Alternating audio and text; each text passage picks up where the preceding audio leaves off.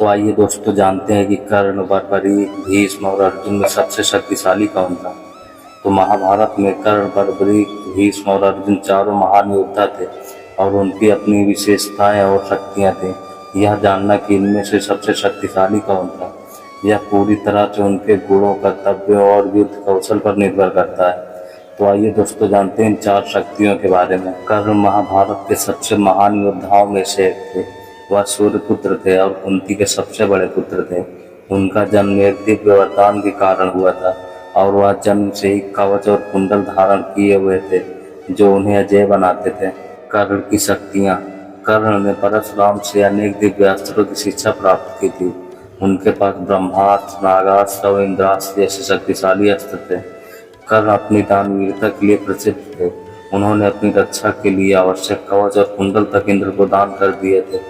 कर्ण का धनुष विद्या कौशल इतना अद्वितीय था कि वह अर्जुन के बराबर माने जाते थे। कर्ण का सबसे बड़ा बल उनकी प्रतिज्ञा और स्वाभिमान था। उन्होंने हर चुनौती को स्वीकार किया, चाहे परिस्थितियां कितनी भी कठिन हो। हालांकि कर्ण की दुर्भाग्यपूर्ण परिस्थितियों जैसे उनका जाति के कारण अपमानित होना और अपने कवच कुंडल का त्याग उनके पराजय का कारण बने। बर्बरीक को सबसे रहस्यमय और शक्तिशाली योद्धाओं में से एक माना जाता है। वह घटोत्कच और नागकन्या मौरवी के पुत्र थे और उनकी अद्भुत शक्तियाँ थी।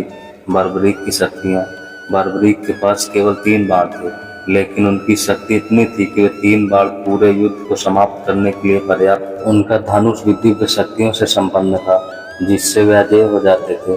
बर्बरीक ने प्रतिज्ञा की थी कि वह युद्ध में केवल कमजोर पक्ष का साथ देंगे। यही कारण था कि भगवान कृष्ण ने उनसे उनका सिर दान में मांग लिया। बर्बरीक की क्षमता इतनी थी कि यदि वह युद्ध में भाग लेते तो पूरी लड़ाई कुछ ही समय में समाप्त हो जाती। भीष्म पितामह को महाभारत के सबसे निष्ठावान और धर्मपरायण योद्धा माना जाता है। उनका असली नाम देवव्रत था और वे कुरु वंश के प्रमुख स्तंभ थे। भीष्म पितामह की शक्तियाँ। भीष्म को इच्छा मृत्यु का वरदान प्राप्त था। वे तब तक अमर थे जब तक वे स्वयं अपनी मृत्यु को स्वीकार न करें।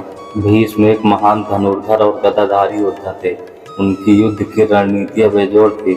उनकी प्रतिज्ञा जैसे आजीवन ब्रह्मचर्य और हस्तिनापुर के प्रति उनकी निष्ठा उनकी सबसे बड़ी ताकत थी।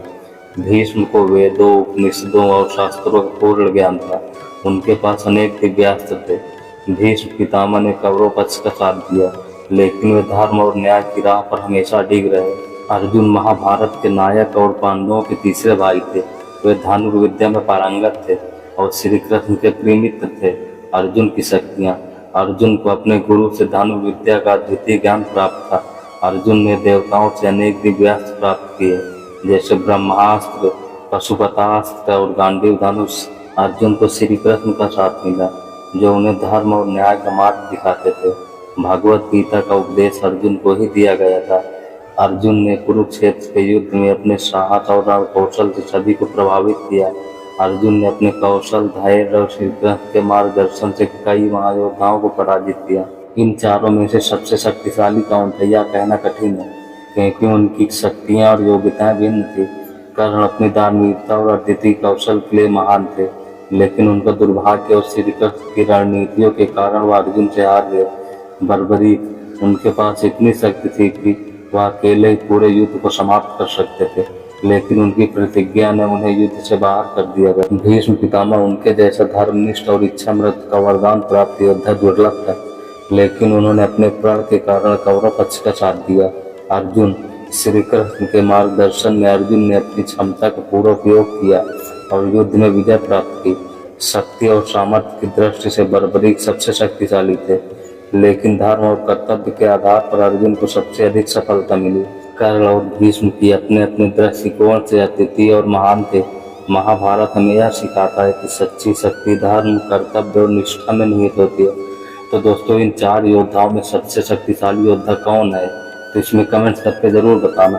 तो दोस्तों, अगर ये वीडियो आपको पसंद आई हो तो वीडियो को लाइक करके चैनल को सब्सक्राइब कर लेना और साथ ही साथ बेल आइकन को प्रेस कर देना, ताकि जब भी हम अगला वीडियो लाएं तो उसका नोटिफिकेशन सबसे पहले आप तक पहुंचे। तो दोस्तों, फिर से मिलते हैं किसी नए इंटरेस्टिंग वीडियो के साथ। तब तक के लिए अपना ध्यान रखें। धन्यवाद।